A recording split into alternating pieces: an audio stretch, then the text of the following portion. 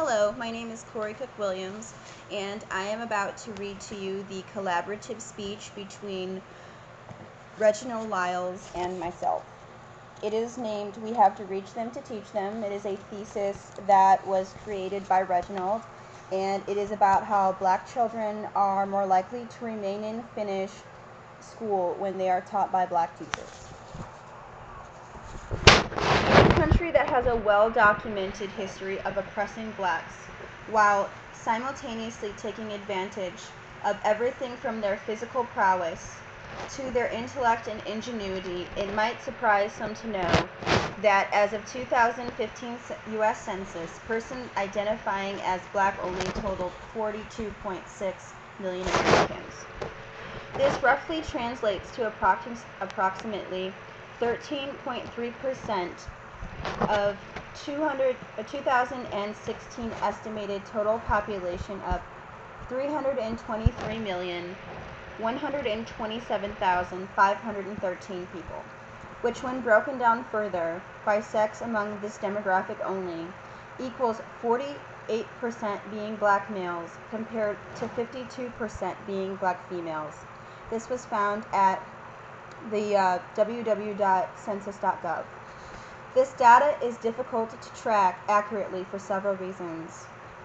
Among them, disparities in people who identify as black or something else, or black only, as well as many different studies using varying algorithms to determine this information. However, for the purposes of this paper, specific information was taken from the 2015 U.S. Census and blackdemographics.com. To quote Black Demographics, the percentage of black males under the age of 18 is equivalent to all other demographics of males in the same age group at 51%. Yet the black male population percentage decreases much quicker as they get older due to higher mortality rate versus all other males, even while considering that women generally live longer than men. BlackDemographics.com. This is a very complicated system of gathering, sorting, and organizing statistical data relying only on racial and biological data. To wade through even an iota of them and apply their logic would make this thesis of PhD equity and importance. This is a simple look at groundbreaking recent study recently issued by Johns Hopkins University indicating that children of color, black children, exponentially have their chances of performing better, maintaining interest in completing their primary to high school educations increase when they are taught by at least one black teacher. Rosen, 2017. We have a great many people from everyday life to educators and especially politicians proclaiming that we are a now post-racial society and racism and disparate poor treatment based solely on race are no longer issues. It is not the purpose of this project to irrefutably support or expel these notations, but instead to show that America has miles to go if she is to live up to the letter of the promises and assurances touted in every creed representing her from the Constitution to the Pledge, songs of nationality, and her national anthem. It is a firm belief that this beginning by shutting down the school to prison pipeline, lack of education is a primary component to leading to crime and violence. Another, albeit weaker, argument is pushing the notation that education automatically translates to success. This too will be explored. We have to reach them to teach them. Black children are more likely to remain in, finish school when taught by black teachers. Who hasn't heard of the highly regarded Johns Hopkins University? Therefore, when they release a study, said study is highly regarded through, perused, and analyzed, sometimes vehemently challenged, but likely as not, revered and used as a standard influencing future studies and current behaviors. Such is the case on April 15, 2017, Jill Rosen wrote an article named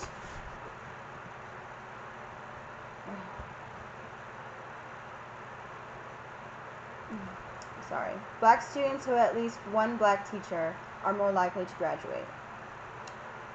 Wow, what? Yes, reactions worthy of any original Batman fight scene, liberally peppered with exclamations. Rosin, 2017.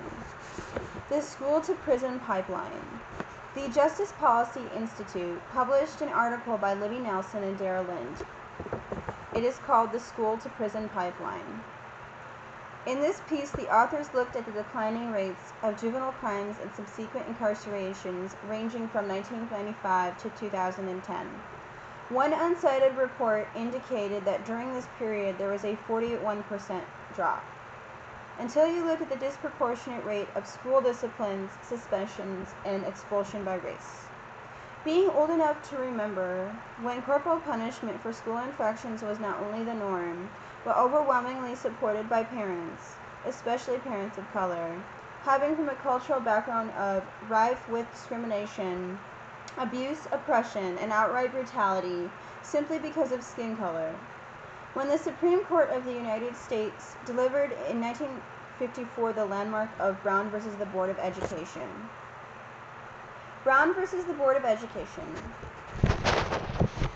We are still living in old ways. Brown versus the Board of Education was a very important court case that changed the education provided for black students. Black students were segregated into different schools, and they were not given the same books, and they had terrible facilities. Brown versus the Board of Education was a court case in 1954. It was about the segregation of blacks and whites in school, and that even though the state claimed that the schools were equal, they were not. This court case led us to find that segregation was a violation of the 14th Amendment, the Equal Protection Clause, McBride, 2006. In the process of this, they pulled psychological studies that segregation in schools was detrimental to students and they made them feel inferior. Another way that this was unfair was that equal education would lead to good social change and progression for civil rights, and that we know that people who are more educated have better job opportunities and earning potential. If we are to have more black educators, we need black people to have access to better education. The rules were simple. Look your best. Always be respectful. Be quiet. Pay attention. Do your homework. Learn. And that teacher or school bet not send home a bad note or a call because you acting a fool. Now that last part meant that the teacher had a permission to discipline you, or the principal, hell, even the janitor if you got out of line. It was also meant that when you got home, you were going to get a good one. Here's where we run into some cultural issues, but this one is more geographical than racial. Parents in the South were much more informally educated and poverty-stricken. Many times saw a good education as their child's only way out of ignorance and general poverty. So school was nowhere to play outside of recess.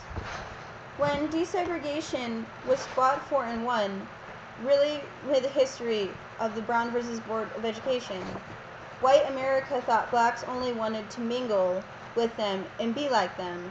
Wrong. Blacks had little problem with their children going to all-black schools and having all-black educators. The primary issue was that the facilities were falling apart, and it made learning impossible. The primary issues were that the materials for learning were always the leftovers and hand-me-downs from the white schools, and were often purposefully maligned, damaged, or even redacted. Black educators weren't afforded the same degrees of learning as their white counterparts, thus their own knowledge was often lacking. So the fight wasn't just to be integrated, but to be treated equally decent facilities, warm in winter, dry when wet, and cool when it was hot outside. The textbooks weren't missing whole chapters, and so in fitness they were useless. Proper transportation if possible. Teachers equally educated and trained so they could pass the knowledge on. Back to here and now. Once legal maneuvers gained equality and classrooms became integrated, a whole new system of oppression became to sustain the old system of slavery. The previously mentioned article found that during the years of 1995 to 2010, schools were punishing black children at higher rates for the same or minor infractions Black students were far more likely to be expelled than white children. Black male children are stereotypically viewed as more mature and scary than white children at the same age group. Suddenly there was an alarm about juvenile crime and disruptions in school. In the last 10 to 15 years, our nation's school has outsourced all disciplinary measures to law enforcement officers. The news and social media have been inundated with stories of children being treated like hardened criminals for being children. This has resulted in criminal charges, in many cases creating actual negative and legal records against children. It is no wonder so many get discouraged and drop out of school, and then they are left to be in the chokehold of poverty, which generally means criminal activity. So I might as well be one, right? They didn't accept me in school. This begs the debate that first we must disproportionately punish black children and approach any interaction with them as if they are adults automatically bad. Black educators recall the same cultural challenges and students face when they are kids, meaning that black educators could relate to their black students. The Education Trust published an op-ed piece by Ashley Griffin that was called Through Our Eyes, Perspective and Reflections from Black Teachers. I consider this a must-read because it is a very unique perspective of black teachers when they were students. There are stories of how it felt to be integrated into schools when there was only a few black children in every class. The only black faces in clubs and organizations traditionally thought of no interest to black kids. This was one that I can personally attest to. I started school at 5, and when it was considered for community school, there were kids from 5 to the same age, all the way up to 12th grade. We had no cafeteria. Our breakfast consisted of a mini box of sugared cereal and some milk and orange juice. We had to open all corners of the carton and use the milk as a bowl and pour the cereal into it and eat from it. At lunch, a truck would arrive with our hot lunch, an aluminum tray divided into 2 parts, with meat and mashed potatoes and vegetables. We ate in our classroom at our desks, but you know what? We had a very good mixture of well-educated teachers and some who had been to school but didn't quite get the best education, so they were learning right along with the other students. Out of all this, one of the most important factors is that we were black students, saw people in positions of authority and success that looked just like us. Most of the school's personnel grew up in the same community and came back to make it better.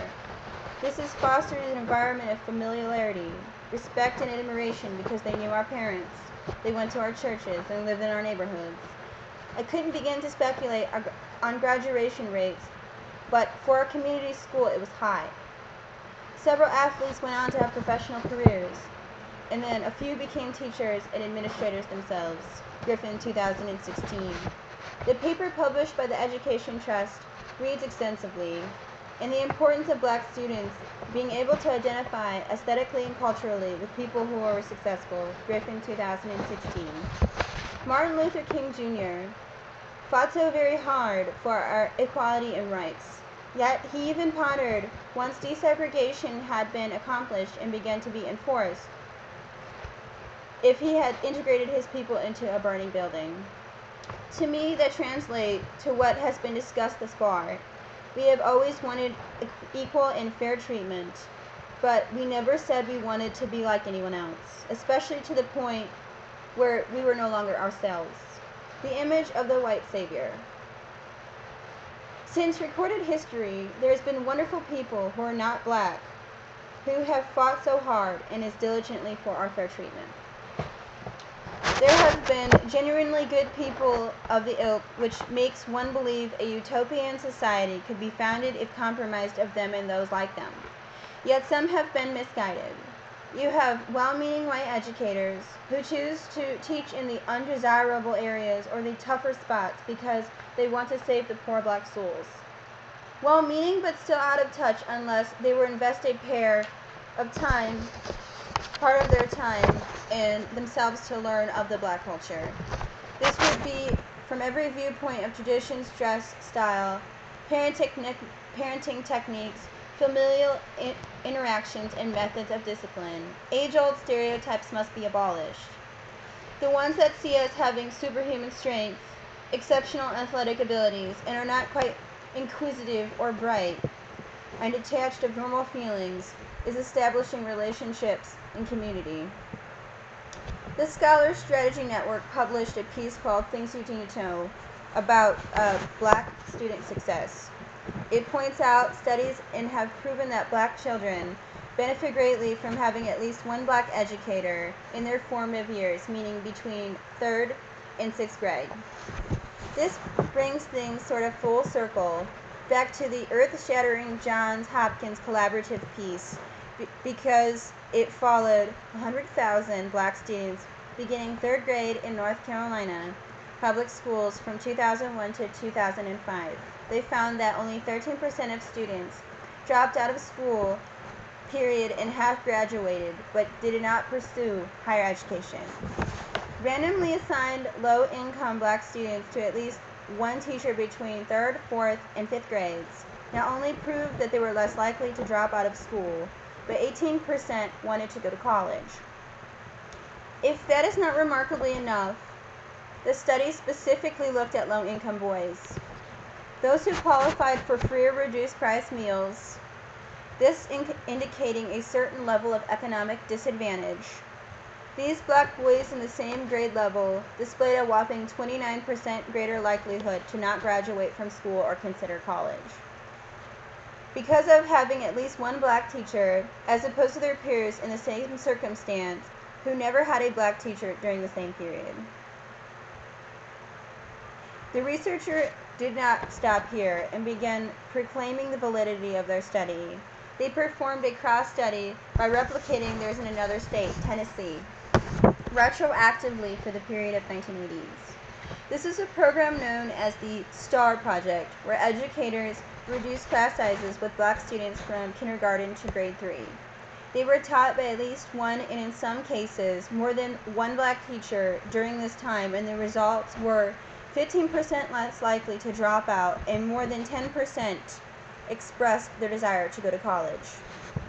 Essentially, black children, during their most informative educational years, taught by black teachers, performed better, were less likely to drop out, more likely to graduate high school, and even more likely to give serious consideration to pursue college.